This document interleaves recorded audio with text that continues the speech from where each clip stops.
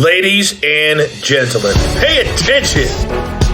This is your boy, the coach from the WWE. I would like to welcome you to the very first wrestling podcast in the world to take you on a weekly deep dive into classic matches along with legends of the squared circle. Enjoy the discussion. Enjoy the back and forth. There's so much to get into. Ladies and gentlemen, this is The Payoff.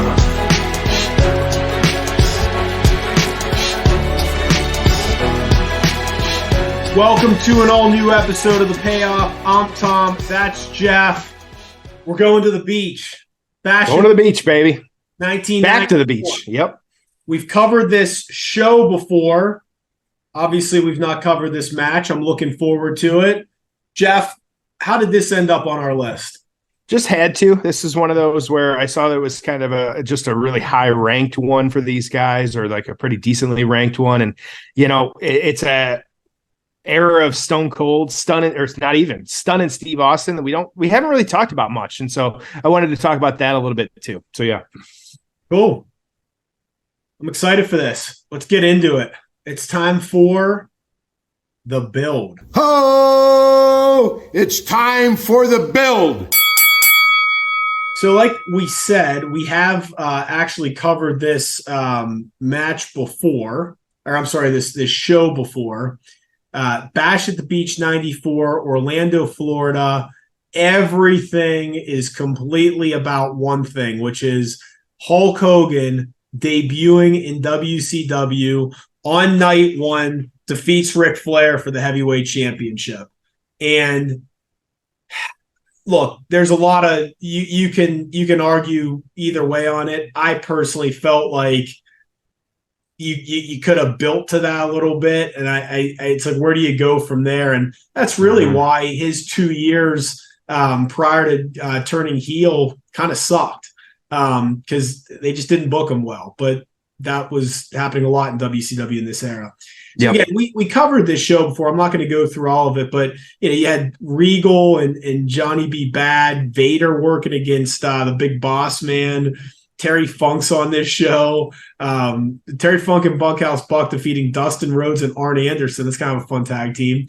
The match we're going to cover, Pretty Wonderful defeating Cactus Jack and Kevin Sullivan. I bet that was a fun match. But yeah, and then Hogan and Flair in the main event. So Austin Steamboat for the U.S. Heavyweight Championship. I feel like these guys were part of that mix for a while during this era. How do we get to this match?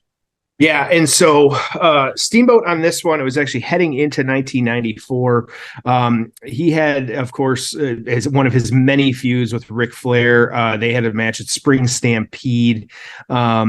It was April 1994. He had some shenanigans, both men being pinned at the same time. It's just kind of weird. And so, and then in May, Saturday night, Flair actually beating Steamboat to win the title back from him.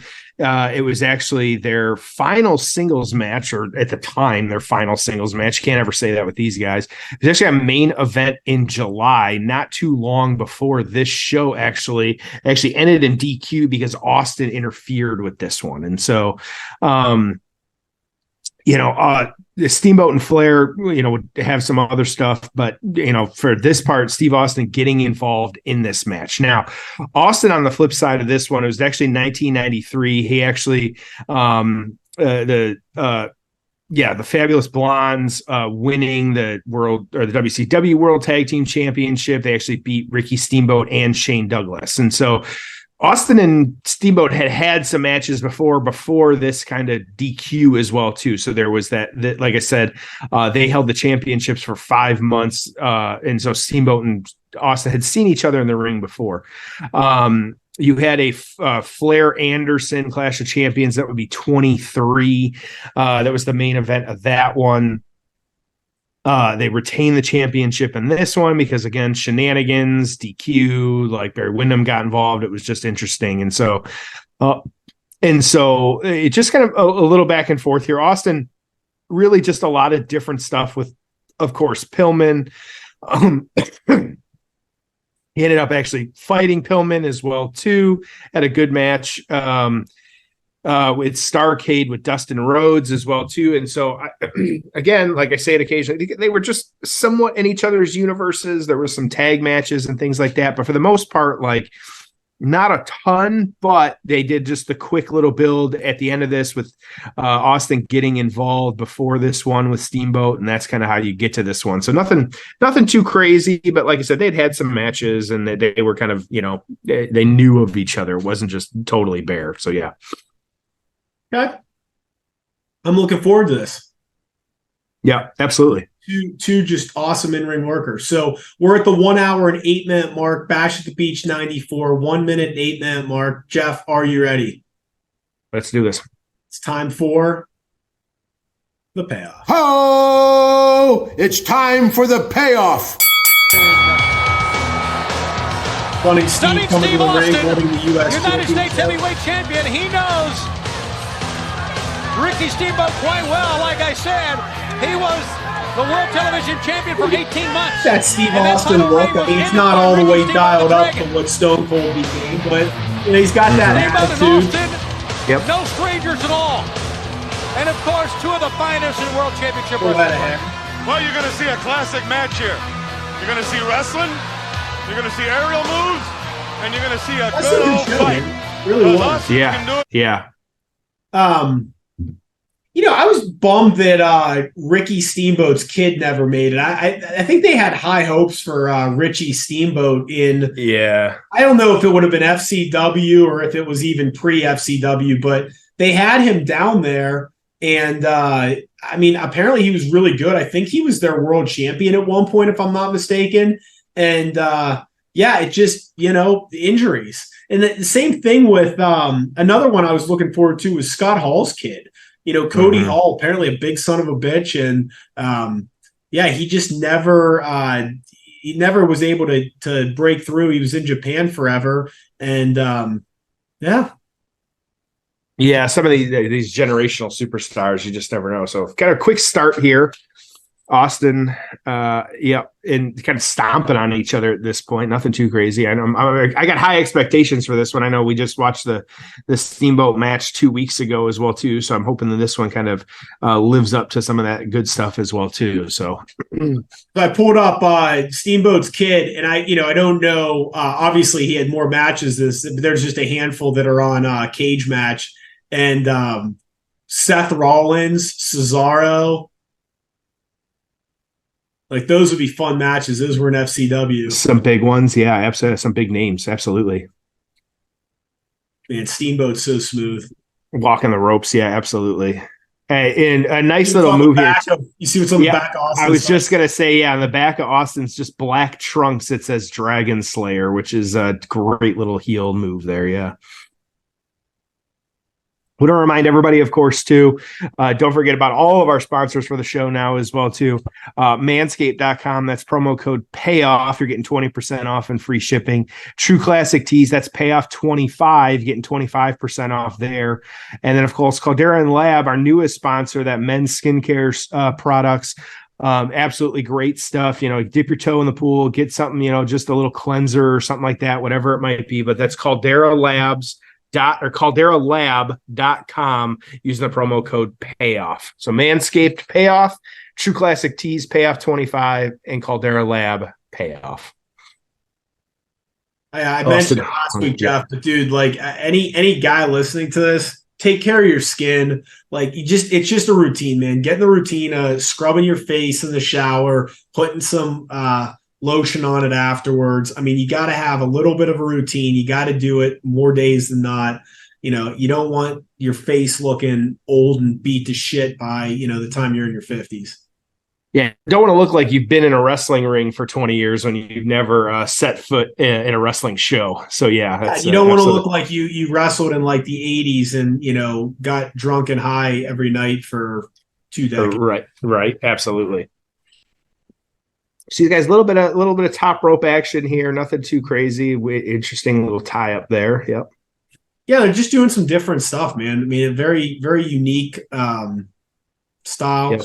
Into a rest hold now. So this is the U.S. Championship, which still exists. Still around, yeah, absolutely. I mean, they've done a decent amount with it. I mean, like over the years, you know, like I mean, you think of like the Cena run, and I mean, they've had it in there for a while. Mm-hmm. Austin either hurt his knee or is pretending to hurt his knee. Pulled a Shane McMahon. And Steamboat doesn't realize it now. The fans here know. Well, he was just hung upside down. I mean, Shane McMahon's going to come back and wrestle a match at some point. No, they should give him yeah, about it's only a matter of 20-minute time. rest Yep. here. Yeah, what? Well, it happened outside the ring. I mean, what are they going to do? Have him work the Miz? He's getting Did he him. wrestle at WrestleMania? Randy Anderson sending. I feel like he has to take on the Miz. There you Yeah, go. just to kind of close the loop on that. Yep.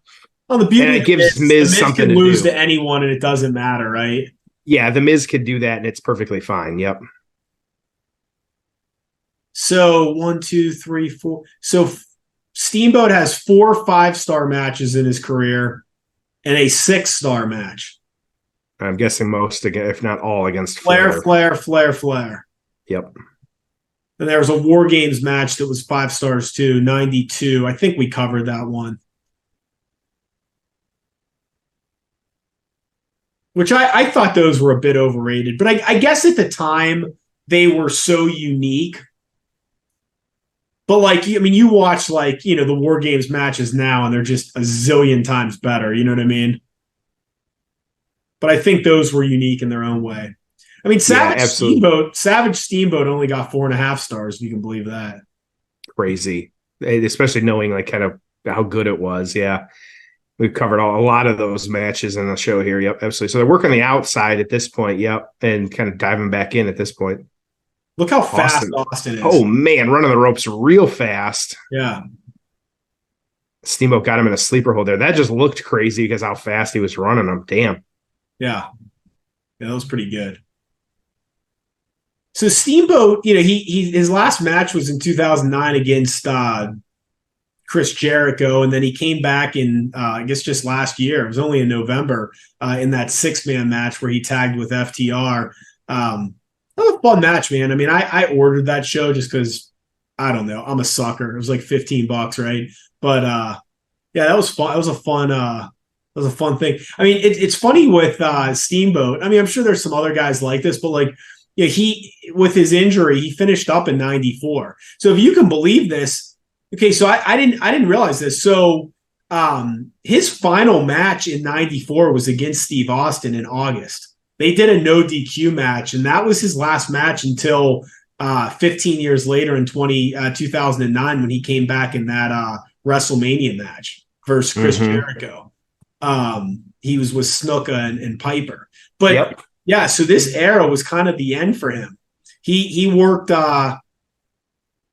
he worked some matches earlier in the year against Flair. These guys had this match.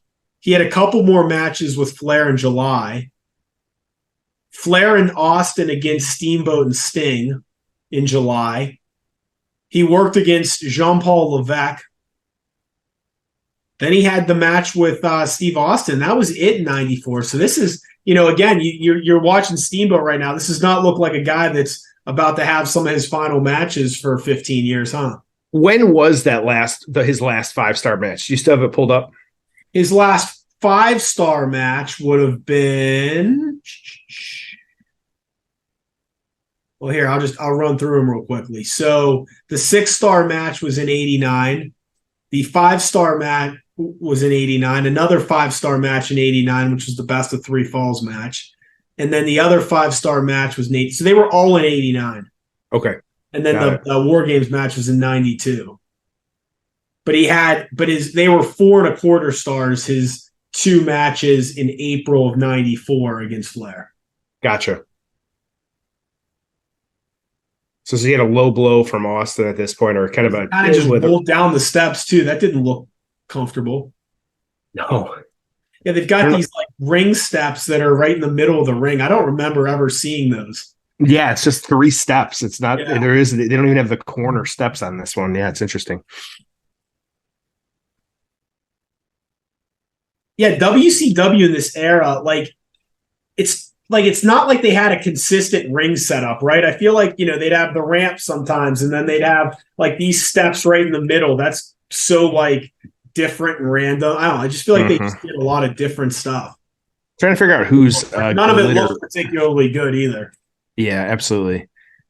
They're both covered in like glitter too, because of someone's entrance from before. Yeah, I'm guessing it's Johnny B. Bad. Yeah.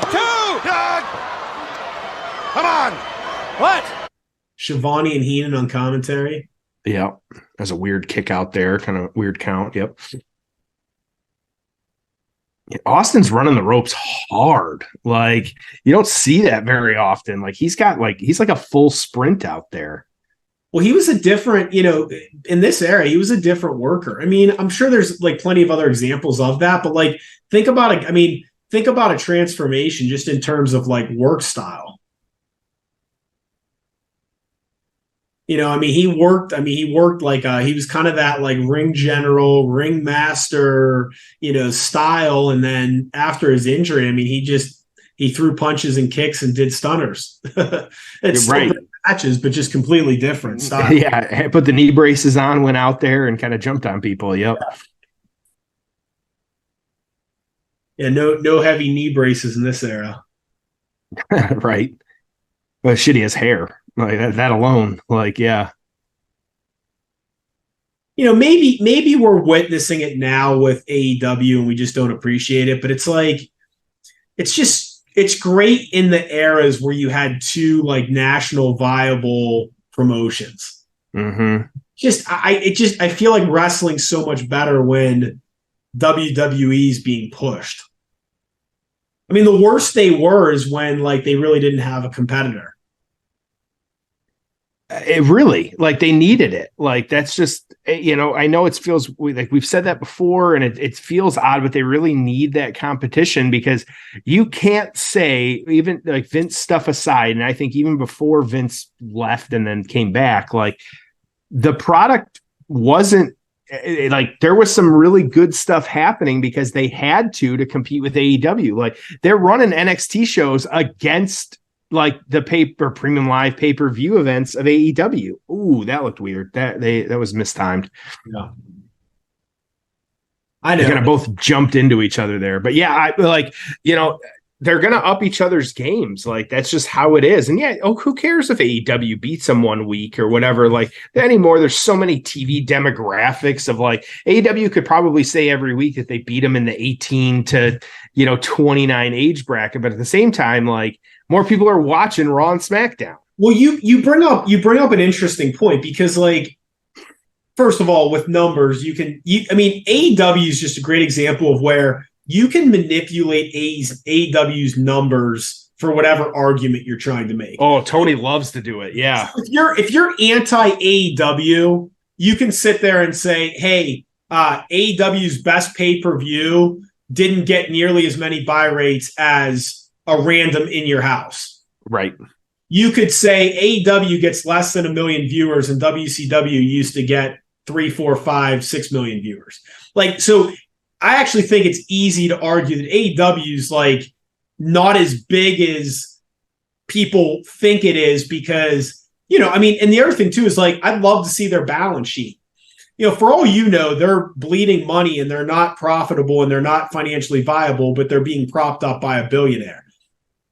So, again, AEW, it's like there's a lot of there could be a lot of smoke and mirrors where your average business person wouldn't be able to do what AEW is doing because they wouldn't have the financial backing. So it's like, is AEW really as viable? Now you go, but there's 15,000 fans and they're filling Wembley and it looks really, really greatly produced and you have all these big names.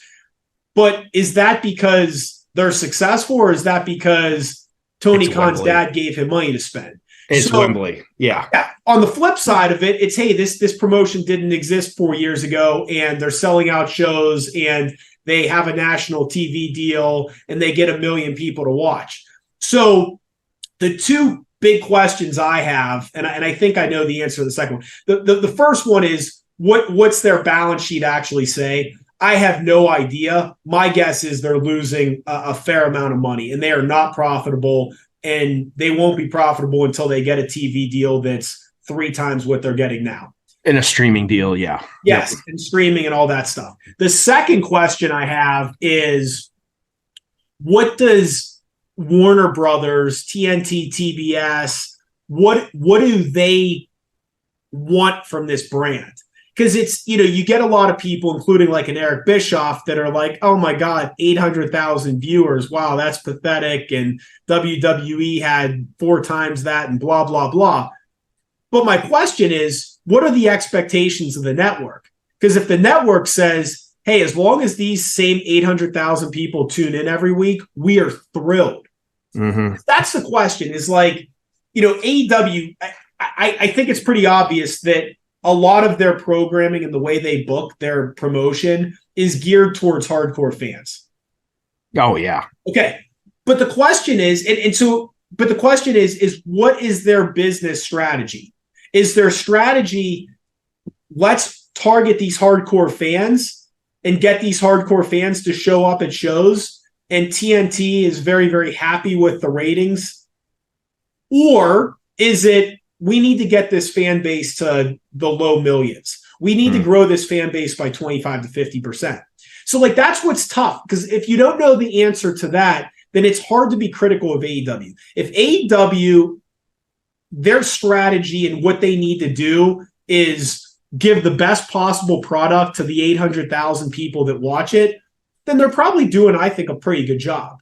If their goal is they need that number to be 1.2 million and they need to grow by 50%, then I'd argue they're actually doing a terrible job. Does that make sense? Totally. And what are they trying to do? Because it's like, there's things WWE does that you and I as hardcore fans don't like, but I'm like, well, it's not for us. Logan Paul is not for us. Now, if we enjoy it, that's all the better. But Logan Paul and Bad Bunny and Bunny's not for us either. Like, yeah, exactly. It's not for us. But Jackass is. Yeah, but their goal is, hey, we want mainstream. We want to do things that attract 10 million YouTube views. Yep. And, we're going to give something to those that we're going to give something to the Attitude Era lapsed viewers. We're going to give something to the hardcore fans. We're going to give something to people that don't even watch the product. And that's the balancing act they're playing. And I think they do a hell of a job with it. Okay. But not everything you watch on their program is going to be for everyone. They also have to produce 3 hours of TV every week. There's going to be stuff that isn't good, because not everything can be a 5-star match that's 30 minutes long and has blood and weapons. Yeah, it's a big conversation, because too, you look at like, you call it a balancing act. I think it's like more than that. Like, it has to be incredibly difficult, the things they're looking at and trying to, I say, balance some of those things. Like you see every week they put, or every once in a while on Reddit, I'll see like they'll post like the highest rated WWE video this week is like some women's match with, 10 million views or something like that. And then also you hear too, like, you read, and this is when you start getting into the nitty gritty, like AEW, like they have, and they see this, but they don't talk about it. Like they see the ratings for each match. Yes. And and literally they can see who's turning the dials on certain matches. Think about they know minute by minute. Yeah. Yeah. Think about like, and I know Nick Khan's not heavily involved in creative, but think about like what him and Triple H are looking at. They're looking at YouTube views. They're looking at quarter hour and probably even minute by minute TV ratings. They're looking at merchandise sales. They're looking at social media engagement. Yep. They're looking at fan reaction. They're looking at who is and is not easy to deal with just as a human being from a management standpoint, and who you trust and who you don't trust. Okay. Because that's a component of this too. Oh my God, I love Riddle. Okay. Well, Riddle's going through a divorce and has a drug problem, so probably can't make him world champion. Cody eats cookies and drinks milk and has a family. We can trust him with the world title. We can put him on the Today Show. So there's all these things that go into it, right? And that's how you make these decisions. It's not, oh, well, so-and-so has great matches. so-and-so I really love watching. It's not that simple. And they know things like, hey, we can't make this guy champion because he's taking a leave soon because he's having a kid. Or this guy we don't want to make champion, Intercontinental champion, because he can't work house shows. And we want that title defended in the main event of shows that Roman Reigns can't work. I mean, so it's just so many things that go into these decisions. And that's why it's like, I'm not giving them a pass when they make bad booking, but I'm just like, we have to understand there's a hell of a lot more at play here. And TV networks want certain things. Hey, why are we putting this guy in a prominent match? Well, because Snickers wanted to pay $1 million to sponsor his match. Mountain Dew Blacklight, baby. Hey, why are we not making Charlotte champ? Well, she indicated to us that she wants to start a family and she's having trouble trying. And so we don't want to make her champ and have to have her again, I'm just making something up there, but that's what's so interesting. Well, and I think I read, and he's not even like, while he's in some storylines, the biggest merchandise seller recently has been Rey Mysterio. Like, that's something else we have. Like, there's so many factors that you have to take into account, like, of all those things. Like, and you figure, like, like, they've got to have it, like, regionally, like in the Northeast, who sells what merch, like, versus the Southwest, or like all these different things. It's been a tight little match here, too. These guys have been going for the big one. A lot of back and forth here. And Austin tried to put the referee in front of him. No, he didn't. The referee dove out of the way. He grabbed the referee and put him in front. He's going to disqualify. Kind Let me hear of what he's some saying here, roll-ups, right some above us. things happening. Yeah, good stuff. That's kind of good. Steamboat asking not for a DQ. I like that. I don't know if Absolutely.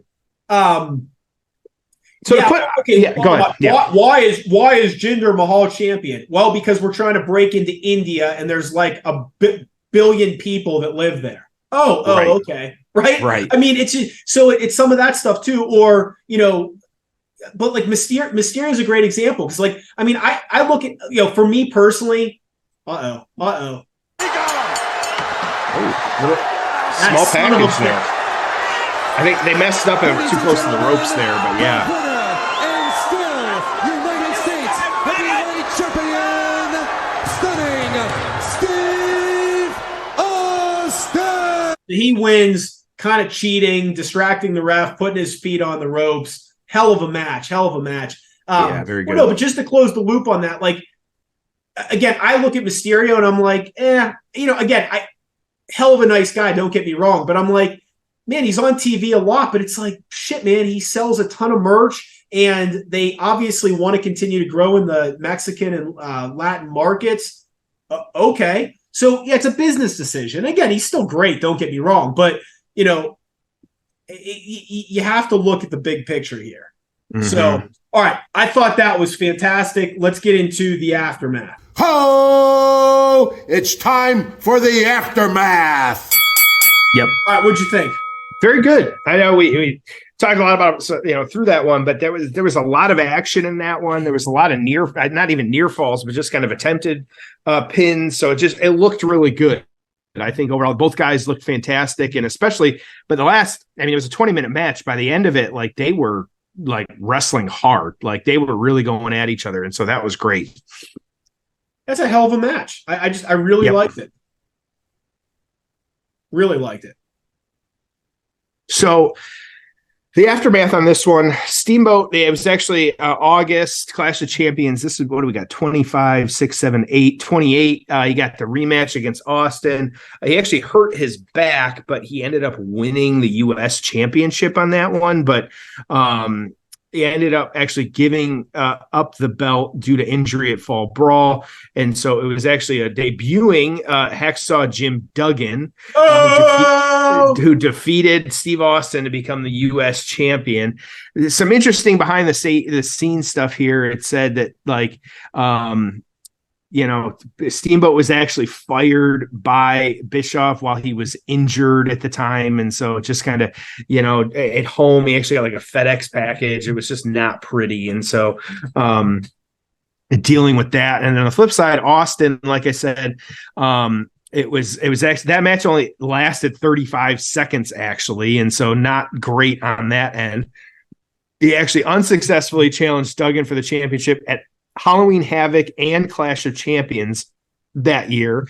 The again, the behind the scenes here that I was reading, and this is something like a bigger conversation for a different day here, it says the influence of Hulk Hogan in the Hulkamania era was beginning to take hold in WCW, with Vice President Eric Bischoff saying this was likely the reason Austin lost to Duggan, who had been a popular figure during that period of time. At this time, Austin pitched a storyline to Bischoff in which it would be revealed that Austin was a family member of Hogan. The proposal was quickly turned down on account of Bischoff's belief that Hogan would not work with somebody such as Austin, who was not a proven name. So that would have been crazy. Just tear Steve Austin loose on Hulk Hogan. The problem there is I think Steve Austin, even in this era, would have just overshadowed Hogan and he would have gotten cheers. Because I think people were sick of Hogan's shtick. And I feel like a really good young worker like Austin that could talk and wrestle, I think he would have made Hogan look bad. I think I totally agree.